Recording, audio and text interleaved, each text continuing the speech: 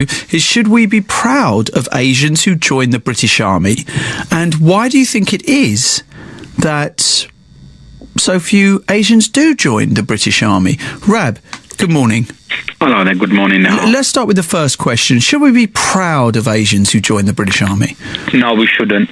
And I'll tell you why. I personally don't think we should be proud of anybody that joins the army. I would like to ask the question to that gentleman that's actually on, who's actually trying to represent the army, which is that... But he's not here to represent the army. He was used to be in the army. He's not officially representing. Well, you know what I mean. If they were going over to his country of origin, where his family came from, and they were killing innocent Sikhs or Hindus, I take it that he's a Sikh or a Hindu, and then I would like to ask his opinion then, whether he would be as proud to be part of that force that's killing innocent people. Rab, why don't you buy into the idea? Because you said you shouldn't be proud of anyone who joins the army, and yet if there were soldiers coming down your street, French soldiers, for instance, who were coming to take you out, you'd be more than happy for a British Army tank to turn up and put them away, wouldn't you?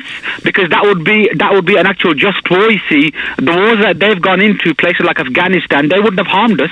But the question is, should we be proud to join the British Army? No, and the answer is no. And the short answer is yes. I think you should be actually disgraced. If you're living in Britain, disgraced. Okay, all right, wait a minute. Rab, stay there, Rab. I want to bring Vic in on this, because he joined the army 6 months ago. Vic is in Bradford. Vic, hello? Hi, no. You joined the army. Now, Rab says anyone who joins the British Army is a disgrace. Nah, he's a disgrace. He always says things like this. This is the same guy who thinks Osama bin Laden wasn't a real person and he's never been killed or never existed. So why don't they show him to us then? Why don't they show him to us? They show us a picture of him. Okay, we're not going to go down the thing of whether... I mean, this is as ridiculous, Rab, as saying that, was Elvis real or not. I know, Rab does this every time. And the thing is, he doesn't have a problem with Muslims from this country going over to fight in Syria and end up killing other Muslims. He's been on the show before and he said that's okay. He thinks that joining the British Army for British people is the same as young British Muslims going to fight in Syria for Muslims. It's not the same. Why is it? Why do you think it's not the same? If he thinks the armed forces of this country are a disgrace, why does he want to live in a country which has an armed? Because the armed forces aren't going to change just because Rab doesn't like them. Yes. So, Rab, where would you rather go and live then? What did he say, Nihalka? I didn't catch his last comment. Well, if you don't like the British Armed Forces, who, by the way, are here to protect you, then where do you want to go and live? Why don't you go and live somewhere else with an army that hasn't gone and illegally invaded countries? I like everything about it.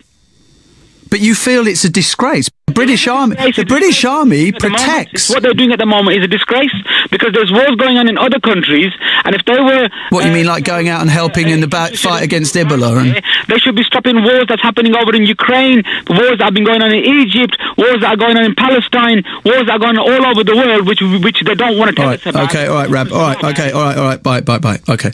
Vic, what made you want to join the British Army? I'm not quite sure now, because I used to read the show all the time, and I've always been interested in politics, what's going on in the world, and then I'll apply. I just thought, I don't want to talk about it all the time. I'd rather be involved and go see it for myself rather than just reading stuff up online. So I joined, and that's pretty much it. I've just finished my basic training. Wow, okay. So when do you fully join up then? Well, I'm pretty much fully joined up at the moment. So what do you make of people who feel like Rab, and he's not on his own, when he says it's a disgrace that the British Army went and fought illegal wars, killed innocent people? Why are they not helping out in Ukraine and Palestine and Egypt? Egypt is bizarre because that's a civil war. Why would you help in Egypt? So he doesn't even understand. It's people like Rab who they don't give Muslims a bad name, but they give the Asian community, especially Muslims or people from his type of background, a bad name, because in the army it's so hard and you put in so much effort and you do it all, like you said, to protect the public of the UK, and then you have so-called British citizens who are saying the army's a disgrace. But how are you protecting the people of the UK?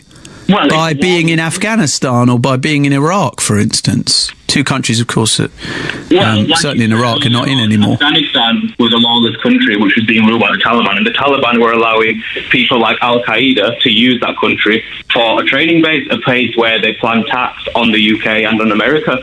So what were we supposed to do? Just leave them there? And bombing campaigns don't always work. We can't just bomb from the sky like people always say. Sometimes you need to have boots on the ground. because these guys are wise to our tactics as well now. You drop a few bombs, it's like what ISIS are doing. As soon as they hear the jets coming, they disperse and run away. That's why people keep saying the bombing campaign is not that effective.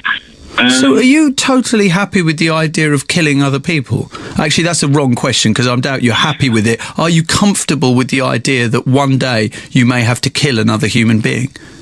Yes, because I think during the 6 months intensive basic training you do, that is exactly what they like to find out from you, whether you'd be able to do that. Because if you fit, a lot of people join the army, and when they realise that eventually one day that could potentially happen, they leave.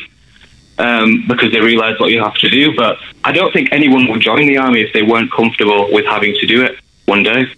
And do you think that psychologically you can handle a lot of the traumas that you may see? After all, so many soldiers returning specifically from Afghanistan have post-traumatic stress disorder because of the things that they've seen.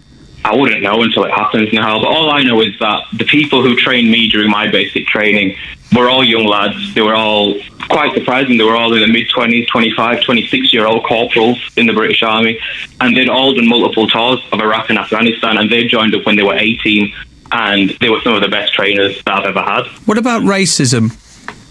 I experienced nothing now, and I know people think, oh, he's just saying that, but one thing you've got to understand with the army is that the banter is outrageous, and I'm not trying to justify any racism of that, but you will hear not just racism, but all kinds of outrageous things, because it's like you said, it's such a demanding job, and sometimes the things that you might see or go through will be so bad that there's got to be humour there all the time, all day, just to keep people's spirits up.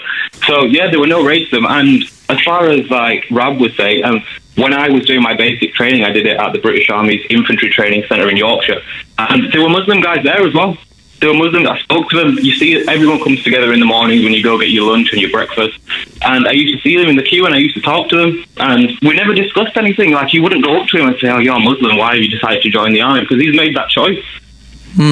So talk to me about this banter, and clearly by what you're saying that sometimes it could be regarded as racist, so they might say curry muncher or something like that. Would they? No, I never got called anything like that. I don't think anyone said any racial banter. I never thought I got any racial banter. But the thing is now, it's like you say, it's like I don't want to go into it too much because I'm not sure. I never got anything, but I think it might have possibly to do with from day one they knew I was Indian, and there's quite a lot of Indians in the British Army. Right, I see. Of all ranks. And Indians have kind of got their place in the British Army now. Okay, well look, we're going to have to leave it there, Vic, but thank you very much. We will make America great again.